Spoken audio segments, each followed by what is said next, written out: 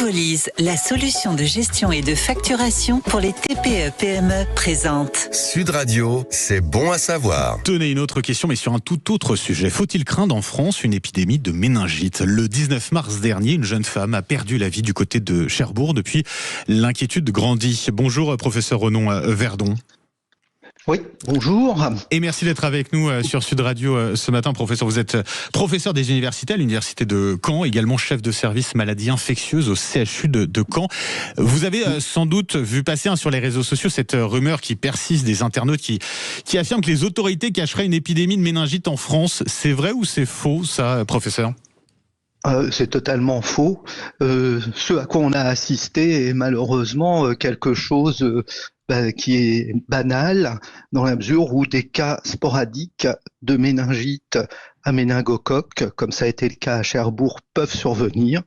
Et de temps en temps, ils peuvent survenir également en regroupement de petites épidémies, comme la vingtaine ou trentaine de cas qui a été observé à Canterbury en Angleterre. Effectivement, en Angleterre, mais a priori, il n'y a aucun lien de ce que je lisais entre les cas qu'on a eu en Angleterre et celui qu'on a eu dramatique, donc mortel en France. Non, il n'y a pas de lien, en tout cas établi à cette heure. Il y a des moyens techniques de comparer les souches de façon très minutieuse.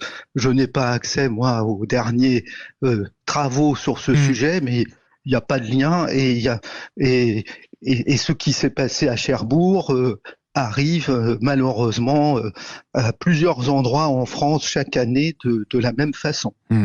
On a tous déjà entendu parler de cette maladie, mais elle reste assez rare, vous l'avez dit, donc peu connue ou mal connue du grand public. Quels sont les symptômes de la méningite et est-ce qu'ils sont faciles à repérer, ou en tout cas à identifier ? Alors d'abord, il faut bien comprendre que des méningites, il y a beaucoup de sortes de méningites, il y en a dû à différents agents infectieux. Là, on parle de ce qu'on appelle la méningite à méningocoque. Le méningocoque a pour caractéristique d'être fulminant, c'est-à-dire que la personne qui est infectée peut aller relativement bien finalement dans la matinée et finalement être en réanimation le soir même. Les symptômes, il y a d'abord les symptômes d'une méningite, des maux de tête, de la fièvre, un syndrome grippal qui va se développer sur 24-48 heures. Et puis, assez brutalement, vont survenir des complications, le coma, ou bien également des taches violettes qu'on appelle le purpura, réparties sur le corps, et qui sont les signes d'une dissémination très sévère du méningocoque dans l'ensemble du corps. Voilà. Donc ça peut aller très vite, notamment en ce qui concerne ce type précis de méningite. C'est quoi les populations qui sont particulièrement à risque ? Alors, ce type de méningite survient chez les tout petits, donc les nourrissons, on va dire, ou les enfants préscolaires. Ensuite, on retrouve un nouveau pic chez les adultes jeunes. Et puis enfin, le dernier pic épidémiologique survient après la soixantaine.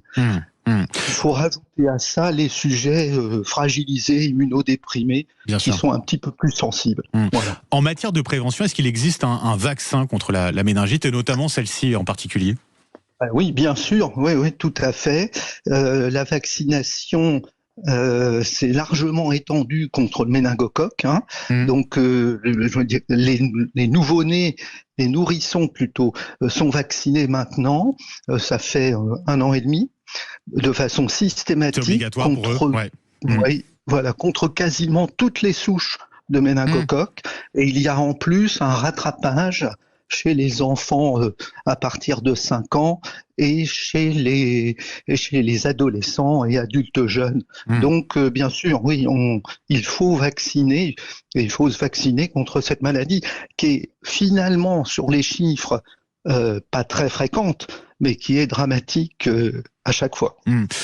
La couverture vaccinale qui est maintenant systématique pour les nourrissons, mais elle est très faible en ce qui concerne les 15-24 ans notamment. Vous conseillez quoi pour ces populations-là, pour ces jeunes, de se faire vacciner ? Ah oui, Oui, tout à fait. Oui, je pense que ça vaut la peine d'être vacciné contre le méningocoque. Je dirais qu'entre 15 et 25 ans, il faut voir avec son médecin traitant et demander à être vacciné contre le méningocoque. Encore une fois, il ne faut pas grandir le risque au-delà de ce qu'il est. C'est une maladie pour laquelle on va observer quelques centaines de cas par an en France, mais malgré tout, ce sont des cas extrêmement graves. Et c'est peu de choses vis-à-vis d'autres pathologies, malheureusement, mais la vaccination est utile néanmoins. Avec ce qui est très important aussi, puisqu'on parle d'une maladie contagieuse, c'est comment on arrive finalement à éviter la propagation quand on a un premier cas. Alors c'est exactement ça, ce qui s'est produit en Angleterre, et là parce qu'il y avait eu une exposition potentielle de beaucoup de personnes, notamment de très jeunes adultes, à la souche, puisqu'il y avait cette histoire de sortie en boîte, etc. Et en tout cas dans des conditions de promiscuité dans lesquelles la bactérie pouvait passer d'une personne à l'autre.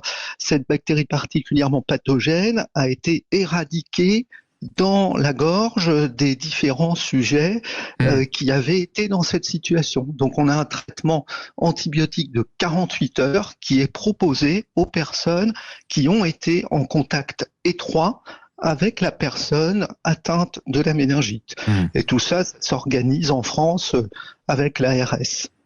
Merci beaucoup pour toutes ces explications, c'était important, effectivement c'est important d'en parler et de faire de la prévention autour de cela et de cette méningite. Renaud Verdon, merci d'avoir été avec nous ce matin sur Sud Radio, professeur des universités à l'université de Caen, chef de service maladies infectieuses au CHU de Caen. Merci et passez une très belle journée.